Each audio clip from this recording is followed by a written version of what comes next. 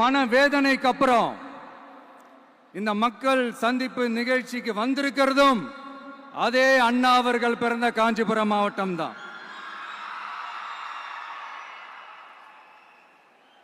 அதனால நமக்கு எல்லாமும் கொடுத்த நம்ம மக்களுக்காக எல்லா நல்லதையும் செய்யணும், அதுவும் சட்டப்பூர்வமாக செய்யணும், அங்கீகாரத்தோட செய்யணும், அதிகாரப்பூர்வமாக செய்யணும், ஒட்டுமொத்த தமிழ்நாட்டு மக்களுக்கும் செய்யணும், ஒரே மாதிரி செய்யணும், ஒரே எண்ணத்தோட செய்யணும்.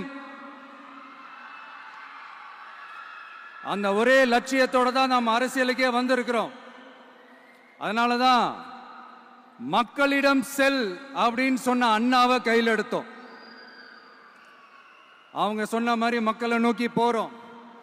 ஆனா மக்களிடம் செல்னு சொன்ன அண்ணாவை மறந்தது யாரு?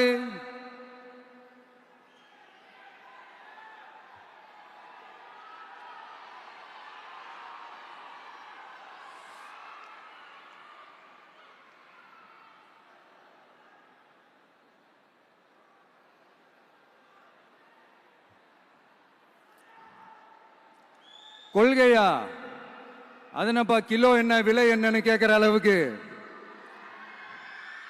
அப்படி ஒரு கட்சியை ஒன்று நடத்திக்கிட்டு அந்த கட்சியினுடைய தலைவர் தமிழ்நாட்டு முதல்வர் சொல்றாரு, நமக்கு கொள்கை இல்லையா?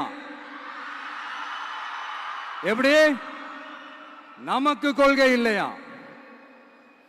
பிறப்புக்கும் எல்லா உயிருக்கும்னு ஒரு அடிப்படை கோட்பாட்டை நம்ம கட்சியினுடைய ஒரு முக்கிய கோட்பாட்டை அறிவிச்ச நமக்கு கொள்கை இல்லையா?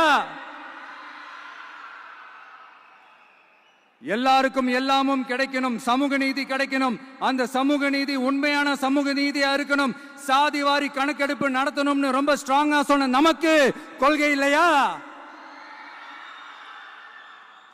CAA அறிவிச்சதுக்கு அப்புறம் அப்ப நம்ம கட்சி ஆரம்பிக்கிறதுக்கு முன்னாடியே எதிர்த்த நமக்கு கொள்கை இல்லையா? வகுப்பு சட்டத்தை எதிர்த்து உச்ச நீதிமன்றத்துக்கு முதல்ல போன நமக்கு கொள்கை இல்லையா?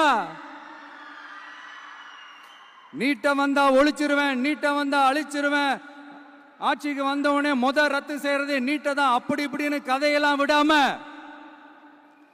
கல்விய மாநில பட்டியல சேர்க்கணும்னு சொன்னதோட மட்டும் இல்லாம அதுக்கு ஒரு இடைக்கால தீர்வை சொன்ன நமக்கு கொள்கை இல்லையா? சமத்துவம் சம வாய்ப்புன்னு ரொம்ப ஸ்ட்ராங்கா சொன்ன நமக்கு கொள்கை இல்லையா?